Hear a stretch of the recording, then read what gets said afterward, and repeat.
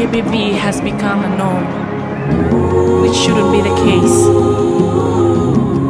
I have been a victim, but today I choose to speak out for myself and for other women out there. Let us raise our voice against GBV, and we can fight it together.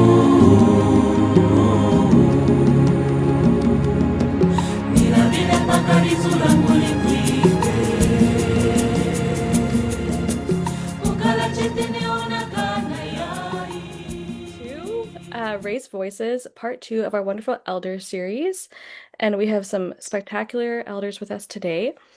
And I will invite you to introduce yourself, starting with Rosie. Thank you. It's Rosie, it's White Elk. My relatives stem over from the Rocky Mountains, from the top and then into the valley through the old Chiefs Band. And then my grandfather, North Battleford, my mother, Unity Lake. And then my father, of course, Croatian. And I'm sitting here on the unceded territories of Katsi, Kwatlan, Semiahmoo. Always very grateful for that. Thank you. Thank you. I'll pass that little virtual feather back. Thank you, Rosie. It's so nice to see you again.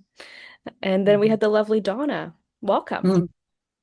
Wow, I don't know how to follow that introduction, Rosie. That was beautiful. I guess my grandfather, actually my grandmother, my great grandmother came from road allowance. No, actually she came from reserve, and then my dad and his family came from road allowance near North Battleford, and then up in Green Lake, right? So yeah, so it was pretty rough. I learned from them that they have a lot of strength, man, to for me to be here today. And my mother came from Norway, and so it's really odd. But when I look at Norway and the regalia that the Sami people have, it looks very much like Métis. So I claim for myself on my father's side Cree Métis, and on my mother's side Norwegian. In the beginning half of my life, I just wanted to be Norwegian, and then I wanted to be Indian, and now I've discovered I'm both. So it's been a journey.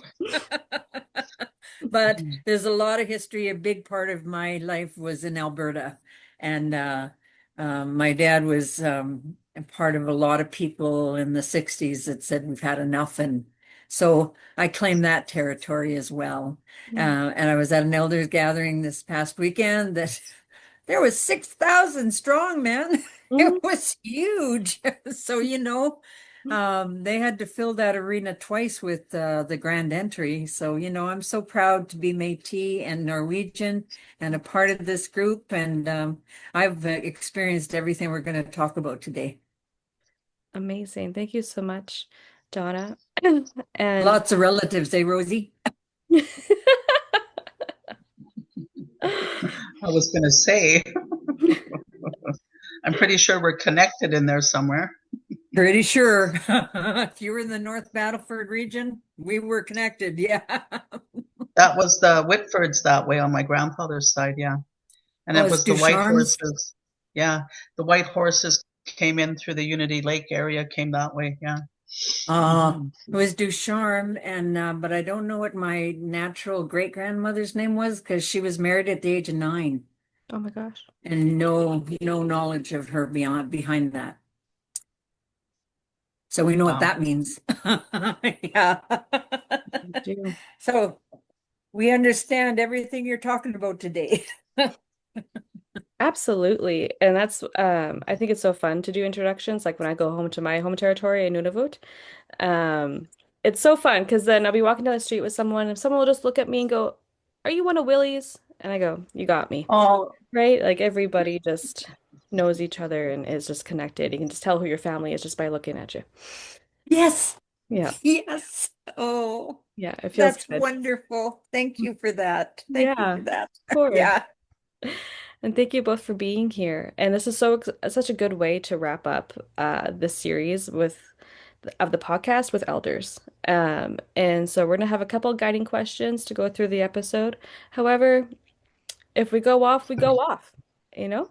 It's totally fine. Um, but both of you kind of touched on it already when you're speaking about your lineage. And so the first question goes really well. And can you share about a woman who's inspired you? Anybody can start first. I'm going to give it to Donna. I got a few, but Mhm, and I mean, I didn't meet her. mhm, It's probably gonna make me teary, but you know, because there's nothing about her before that, we know she came from a reserve. We mhm, don't know which one. We know it's in that area, North Battlefield area kind of thing. But that woman was married at the age of 9. And then I don't know what happened to her husband because he was a lot older. mhm, And she was married again at 16. And I have a picture of her, and you can see in her hands how hard she had to work because often the women did the majority of work. So she worked hard, you could see it. So if I was to say there was a woman that I admire the best, it would be her. I would like to know more of her story mhm, because what a woman. mhm. Yeah. So that's the first one that comes to my mind. And Rosie, just because of the way you introduced yourself, you brought that out for me. And Mhm. I thank you for that greatly. Mhm. Blessings, yes. What was her name? Never knew. Oh, I don't even think I have a name for her. She has the name of her married man. She was Mrs. So and so, I don't even have a first name for her. Any of those things.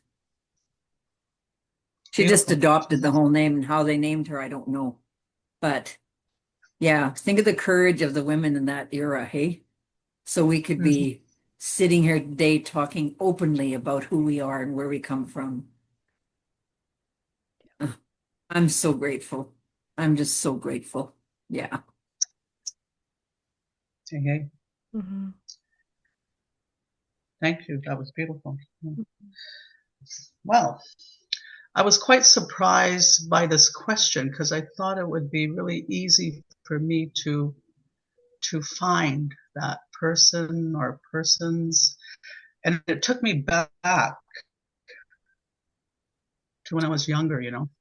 And I really had to sit there and think, who would that person or those women be? Because all my grandmas were gone. So I never really got to have that wonderful, beautiful connection. But I did have those grandmas and work with them from the other side. Mhm. And I thought about my mother because she was growing up through all that residential effect, and then father, because he was Roman Catholic, brought that energy too. And there was just so much stuff to move through. And I couldn't really connect to that word inspire, not the way it was asked. Mm. And I thought Oh, nice it one. had to be many different women yeah, it would have had to have been many different women in my life because it was so separated all over the place. It's like all our relatives and we didn't know a lot of them. And I ran away to find my grandpa. So there wasn't really a lot of that inspiration at those times growing up because it was more survival. But I Mhm. remember my sister, she was my oldest sister, and I really love her. And she taught me how to butter bread. And Mm. as a child, I was 13. I thought, I don't know how to butter bread. I never thought about it at that time. But she taught me how to butter bread. And I went all the way around that slice of bread the way she taught me. And I still do it today. And I thought, such a simple thing I wouldn't have thought of in that survival that she taught me how to butter bread. It still sits with me. And I thought, that's the inspiration because I taught my children how to butter bread. Mhm. Oh, that's so beautiful. The kids would just slap it together, and Yeah.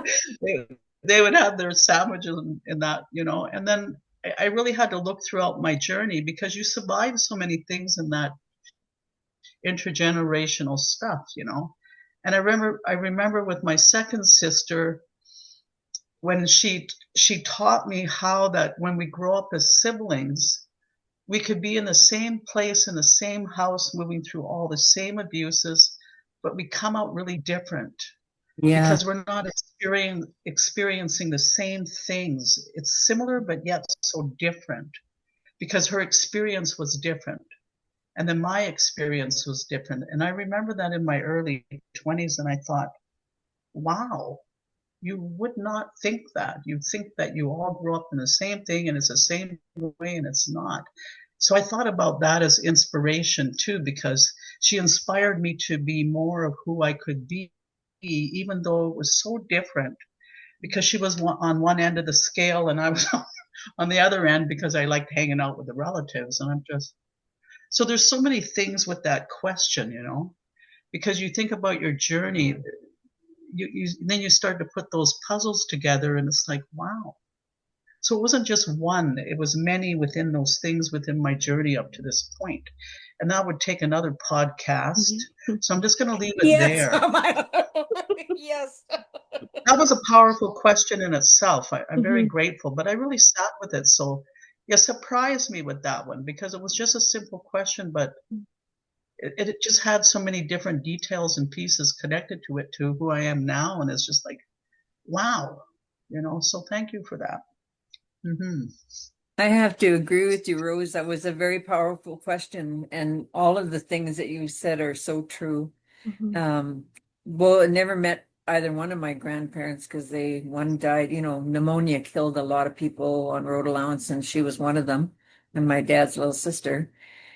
And so I never met them, but I've only learned about them in the last few years because I did time in residential in Edmonton. So, a lot of stuff was just sort of not talked about, all sorts of things, right? But I think you're absolutely right. It opens up a whole can of worms, but the essence for me was the beginning of that. And I don't know the beginning before that, That's all I know.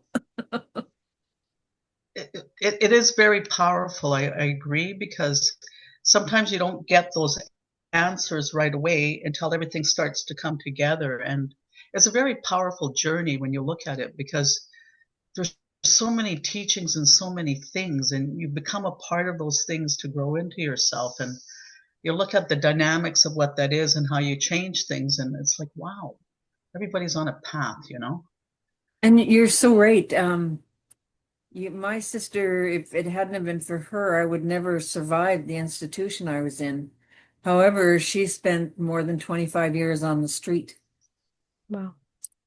And somehow, she died a couple years ago, somehow. And I mean, there's a whole huge story to this. But somehow, when she died, she left $80,000 to her son and daughter. And I don't know how she did that. So and then she too there was the place I was in, many people, they never ever let them find their relatives. If they didn't become a nun or a priest, they ended up on the street. There were so many that my sister helped, but she couldn't help herself, but the strength wasn't in that. The strength was in who she did help. Yeah. So, I mean, you look at the great grandmother and the grandmother, and then, my sister, you see the thread. I wish I had half of what those women did.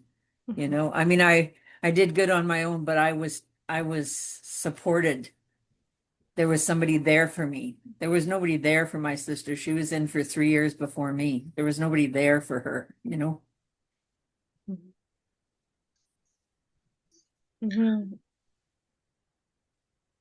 Powerful. it's powerful, isn't it? When you look back totally. at it. Yeah. Totally. And it just like, I don't know, it just, the emotions it brings up is, as much as I went through lots of stuff, the emotions it brings up now is, immeasurable, feeling about how fortunate I am to have had that in my history. That's where the emotion comes from me. And I hope I'm doing, I hope I'm honoring it in what I do. Yeah. It's kind of interesting too, because I sat and had these discussions with my mother because she's on the other side, and those are the things that I was raised with and learned to do well. And I said, I can't really say that you inspired me right away No. because she was working through so much. And I looked at the pieces to how she was able to leave my father, because that's where a lot of that abuse was. And then she suffered the abuse also through intergenerational traumas. And then because I've only seen and heard a lot of the traumas, and growing up, you think as a child that's normal until you kind of Yeah. leave, running away from it, and you think you're going to go somewhere better. And it's still the same. It's because it was intergenerational. Nobody tells you that. Mhm. But I did thank her before she left, because she left just in the beginning of COVID in January 2020. And I said to her, I said, where did my mother go? Because it was my mother that was working through all that trauma, all that stuff that I always heard and seen quite a bit. In Mhm. that last 2 years, she was the most peaceful, most loving, most beautiful soul and woman that was sitting there with me. And I had to look at her a few times and say, where did my mom go? But it Mm. wasn't Oh, my mother. It was the behaviors yes. that I remember, because we don't know until we learn that those are behaviors because of the traumas. But I got to see her and feel her in her love, the way that she was meant to be here without that stuff. That was the most powerful piece before she passed, because that was inspiration in so many ways, because you knew that she could rest, that she was okay. She is with Creator and she'll be okay.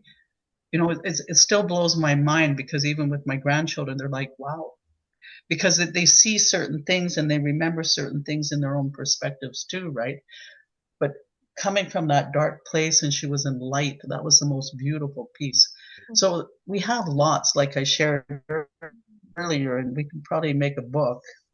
Yes. When you guys ask a question, there's so many things in one Yeah. question. So I'm just grateful, because it does take you back. Like Donna said, it's just like beautiful. And so I'm very grateful. I just sit in my gratitude right now. So thank you. Yeah.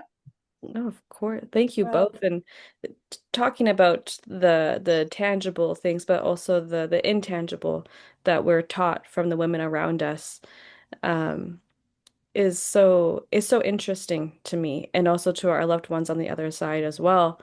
On my dad's side, on my Enoch side, I never got to meet my great grandmother, and I only met my grandmother when I was only 2.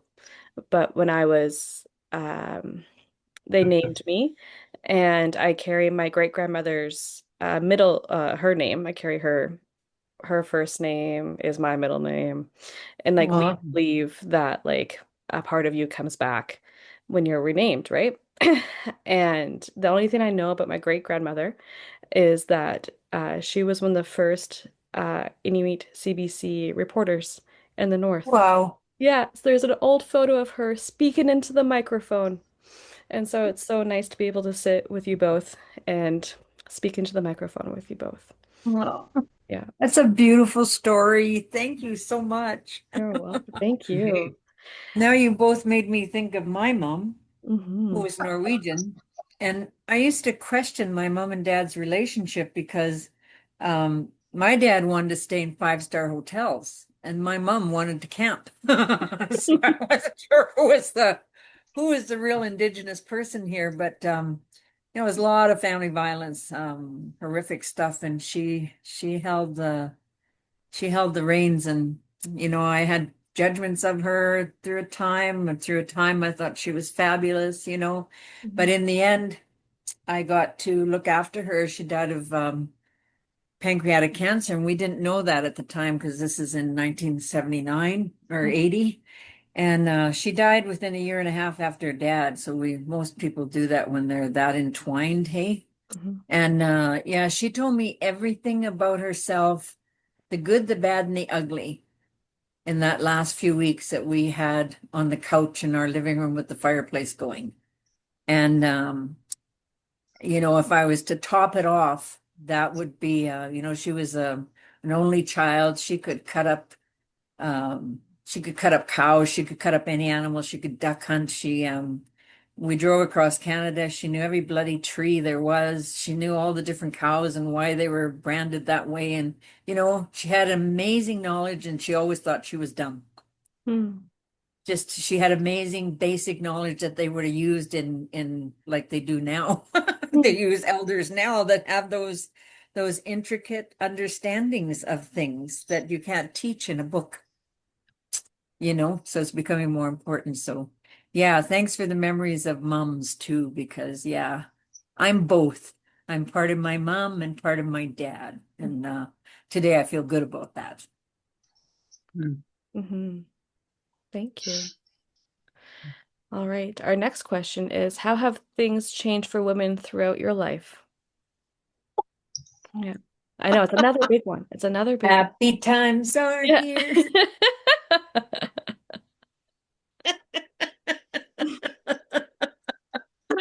Oh, Rosie, you take that one. Wow. Those are long journeys, I know. I want to embellish off of you.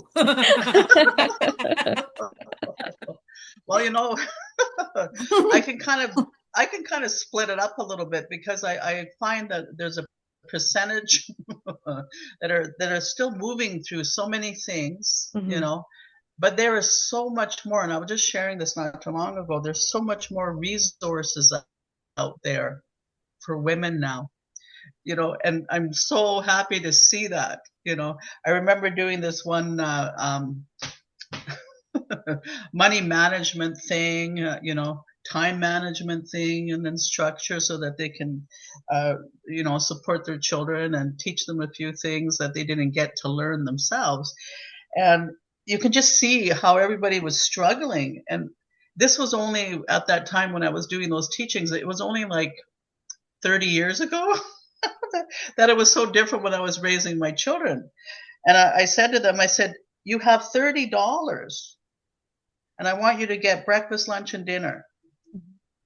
So I brought this great big bag of different canned things and, all this different kinds of food. And I said, then I put little prices on them. They couldn't do it. They'd had a hard time trying to figure out what was for lunch or what was for dinner, or maybe, just one thing. And I said, it just shows you, we never had dollar stores in those days. We didn't have anything. We made everything by scratch. And I remember saying with my oldest, not my oldest child, but my second oldest daughter, because she still gives me a hard time because she remembers mayonnaise sandwiches. And I go, mayonnaise, it was so good at the end of the month when you're waiting for things. She never figured it out till she had her own kids. Because you're waiting for that next check or that next thing to come in. And mayonnaise just seemed to be the thing that was left over for the bread, because you were out of meat and you were out of different things. So it's changed a lot. And I find that women can pretty well put it out there and ask or call for something, whatever is going to be supportive to them, so that they can learn, and there will be an elder there or someone there that will bring those teachings. Because we have so many knowledge keepers in the community. We have so many elders. And I do put my energy out to the ones that have transitioned, that are still transitioning. We love them. And like the language is coming back, the songs are coming back, like the ceremonies are coming back. Nothing is hidden the way that it was hidden when I was growing up, And I remember introducing those things to my kids even 30 some years ago. And it wasn't an easy task to go out and do things the way it is now. So it's a very powerful time for women, and they're the ones that are in the forefront again, because they're not going to be shuffled in the back the way they were through that intergenerational, we'll say colonial thing that happened. There's no more shuffling, because the women are the visionaries. They're meant to be in the front, and the men are meant to be there and hold them up the way that it used to be in the old days.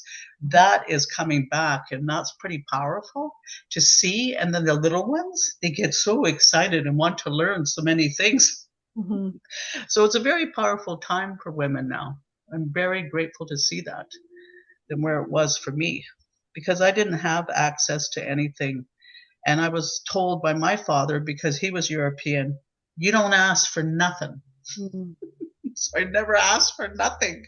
I had to practice with Creator how to ask. And, that wasn't an easy task, because that stuff was conditioned in you so in that discipline, like they did through residential school. And it was one of those things you had to change. Just to ask for something was one of the hardest things to do, So it's easier. I see the women having no problem asking for things now. So you can see all the changes, but there's so much that they're still learning through those things, because they're really building that relationship with themselves, and sometimes they might not know what that means. And I said, when you practice with Creator, it will be so much more easier for you, because you're building that first relationship, and then you'll start to understand yourself, and then you can do many things. And I find sometimes that's hard and difficult for many still, because they kind of surpass that and go into other things. And I said, it's why you go outside yourself. If you stay more centered and more connected, and you're grounded within who you are through Creator, it's so much more easier, and everything will just happen. So we see good things, so yes, thank you. I'm going to pass it to Donna, because I can feel the relatives in my ear. They love to talk, so I'm just going to pass it to Donna. Well, that's another Yeah. loaded question. For me, Yes. because I worked, what I learned was, having been in an institution, was there was a lot of shit that happened, and it was bad. There was no doubt about it. But there was always one that was good. There was always none that was good. But I didn't see that until I started to heal.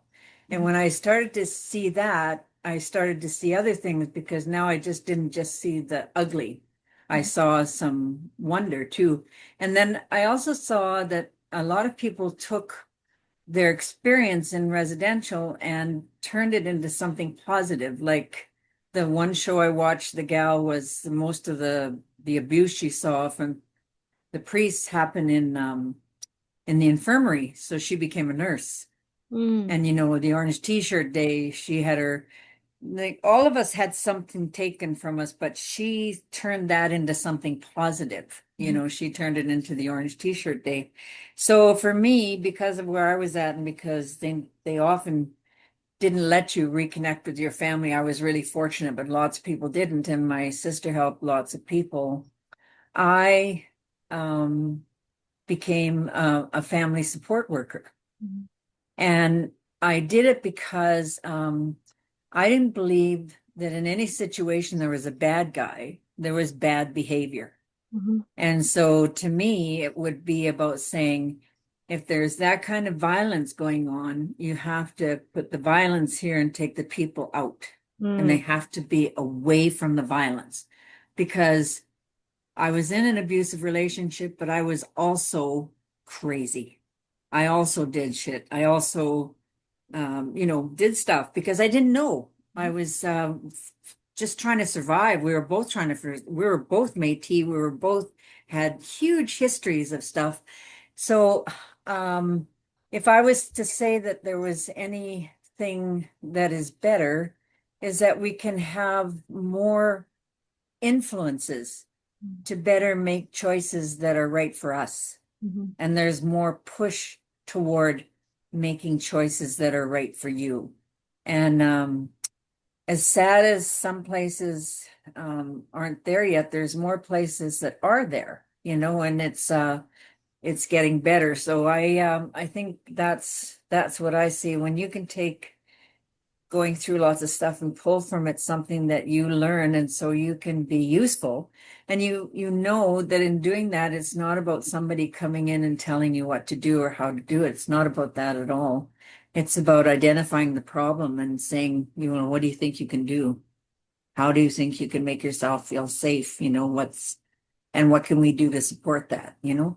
So I used to get chastised a lot for it, because I always thought that was just an Indigenous way of learning, because no matter what's going on in your Indigenous community, you're all related. and you're all going to figure it out, and you're going to keep working at it until you do figure it out. Whereas because I was out in the bigger, the outside of that, it was very hard. And so I was fortunate for the Indigenous people that were in my life, because they drew me into their communities and made me feel different. And I wanted to do that for other people, to find a community so they didn't feel alone. So yeah, if I was to say anything, it would be that we're getting better at not blaming and getting better at looking for answers. Mm. That's my experience only, you know. I do agree with you though, Donna, because there is quite a bit of that out there, like working within the communities and that, and then you kind of look at the structures of things and how people are changing. And I found that there's a lot more self-acceptance and really knowing that it's okay that you did come from a place, you know, but you're moving through these experiences to become more of who you are. And that's a powerful thing, you know, especially when you're raising your children on your own, you know, because there's still a lot of that. And it's okay if you're leaving the abuse, you're breaking that cycle, you're changing those patterns. So there's a lot of that happening more so than when I remember growing up. And so you can see the changes as we move forward, which is powerful. And really using the voice and sharing that truth and that experience, because nobody can take that from them. And you can see our circles become stronger and more open and more freeing, and people, and the women especially, feeling that it's okay. They have a voice, because that's for those little ones, those children that are moving forward, are future generations, because that's where it makes that difference. Doesn't matter how small, I say, because every day is a new day. So you can see them really wanting to do more, which is good, you know, and searching, you know, asking, that's powerful, you know. So we see a lot of those things that we didn't have, you know, like I didn't have, you know, here more so. It's very good. It's empowering, really, you know. So I'm grateful for that. So thank you. Well, and It's a big sentence again, a big question again. But the only way you can you know, make a decision and do something about it is if you have support. You know, and that doesn't mean just support for one side and not the other. You know, the one side may say, you know, I can see this is not going to change. I need to be safe for my kids. Now she needs to protect her kids.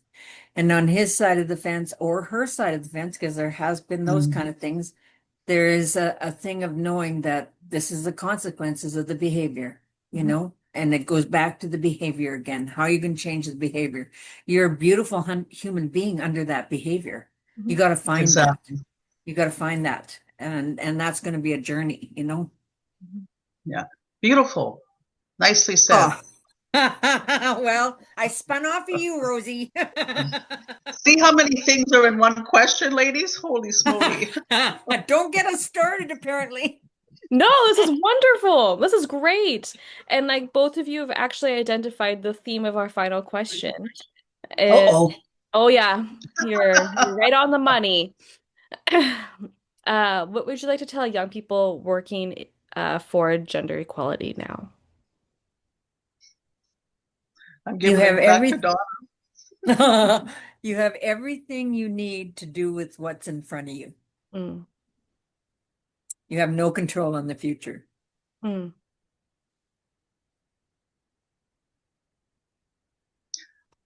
What I would say to the young people, because the little ones like to hear these things, up to the youth, into the, we'll say, younger adult, growing into the adult.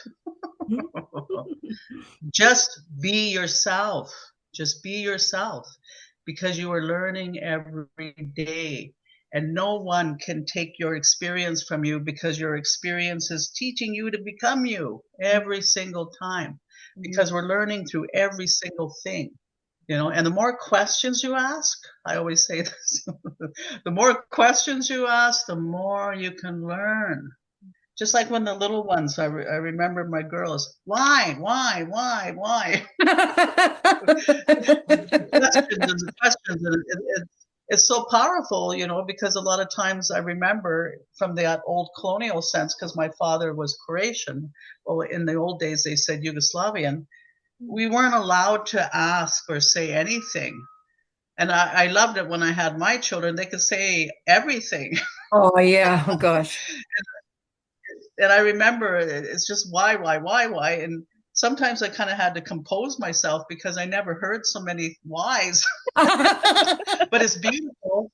It's beautiful because you get to learn yourself through your children, and the youth are amazing. And when they start inquiring, and it's beautiful to see because you can share and you can learn together. That's the most amazing part because it's continuous. We're always learning here. You know, it's very powerful that we were just sharing on the medicine wheel teachings and how we come in and out of all of those wonderful, beautiful places as the child, the youth, the adult, and then through the elder. You're always learning about who you are, and you're taking out the stuff that doesn't work, and you're empowering yourself to move forward. And the youth, you got to love that. When you ask, boy, do you get it. They just don't know what they're going to get until the teachings come. And then it's like, I didn't ask for that. Oh, yes, you did. You just didn't realize what that was. Yeah. And you just stated so beautifully for me what is the best answer that could be given to that question is that every older person you go to will have an insight for you. Mm-hmm. You need more than one insight, you know, so you can pick what works for you because, you know, listen to Rose. I mean, you know, there's so many jewels in there, you know, and, you know, I've sort of succinct mine in because of being at that place, but I know that for each person that goes to an elder and chats about all those things and gets the different answers, they'll figure out what's good for them, you know? But one elder doesn't fit all. And just because somebody's older, sometimes not a good place to go no matter what. You know, you got to trust your tummy. Big time. Because we're human. Everybody's human. You know, you can't just sort of, we grew up in an era that said the priest was godlike. You know, we grew up in that era. So when we watched what he did, how messed up can your brain get? Mm-hmm. You know, so if we're going to kind of keep doing that because somebody has reached a certain age, that all of a sudden they're gold, it's not true. They're just human with a story. Just like you've got stories already too, lots of them. Thank you. One of my favorites too is what you both are speaking about is I was visiting Edmonton to talk about gender equality with artists and academics and elders all from the north, and we sat in a circle, and one of the elders was really good at identifying of like we put gender equality in the center of the circle. And all of us are sitting around the circle because all of us need your perspectives on how we're going to reach and achieve gender equality. And I thought that was just so beautiful. And of like, yes, like we need everybody. We need artists, we need elders, we need practitioners, we need people who like to read. I'm one of those girls who just like sit and read, to be able to put this in the middle and use all of our perspectives to reach like together. Yeah. Well, and here's the kicker for me, you know, like people that, you know, they're quoted as having some kind of thing that's impacting them, you know, mental health wise or whatever. There are artists. They are our musicians. They are what Indigenous people knew they were closer to the creator, you know, or great spirit or whatever you choose to call it. And what comes out in their stuff is healing. It's healing for them. It's healing for us. It's like spectacular. And it's like, yeah, it's just, that's the spin-off of all of this is the understanding that everybody has a place and everybody has a right to that place. And when they find that they go where their gift lies, where they have their gift and their gift gets fed. Fabulous things happen. Like you're doing podcasts, you have a gift. So look what's happening as a result of that, right? That's beautiful.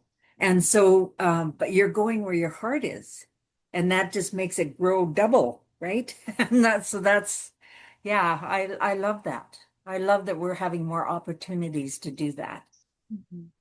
Yeah. I agree with what Donna was sharing too, because, well, all of you, because it's pretty amazing. To touch base on that little bit of gender equality, when you ask that question, that is saying you are one through Creator. You are one through Creator, and you are creative. You came here for a reason. You have a purpose. You have a mission. You know, and it's through all those varieties of who you are within those things that you learn, that you create. That is through Creator.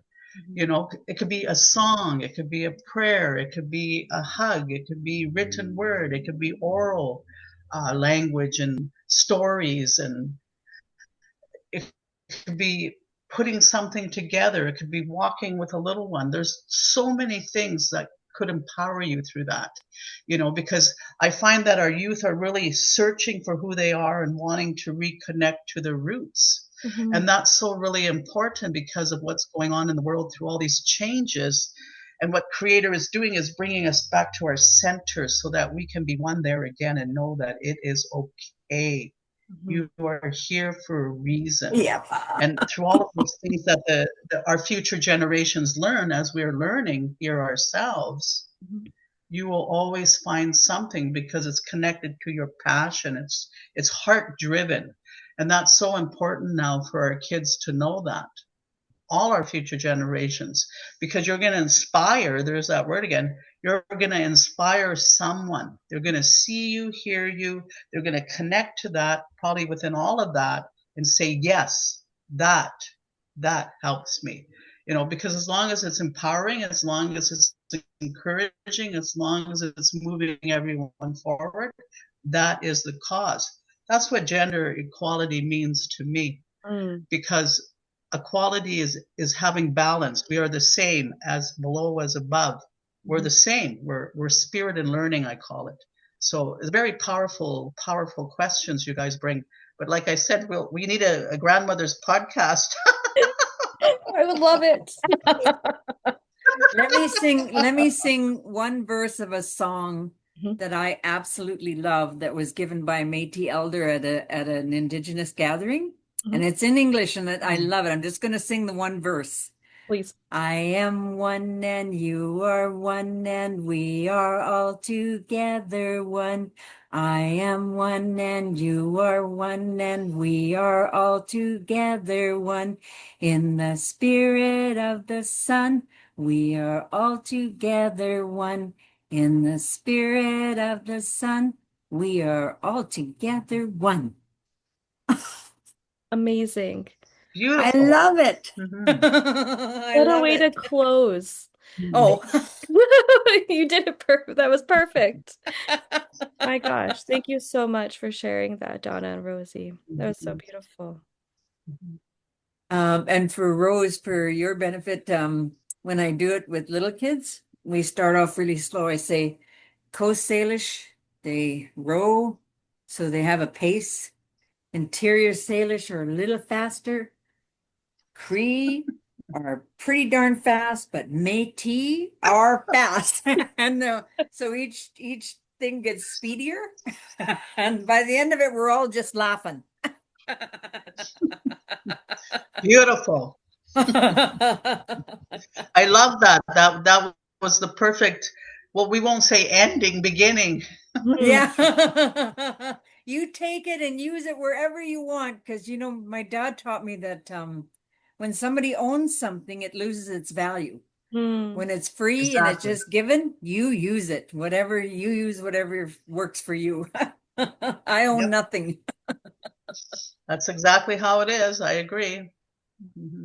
Yeah. No, thank you so much. It's been such a pleasure. Thank you. I say that thank you too, but lighten up on the questions. Fair enough. I was gonna stop hitting the. I'm gonna hit stop the recording. Yeah, we say no, we say no, we say no.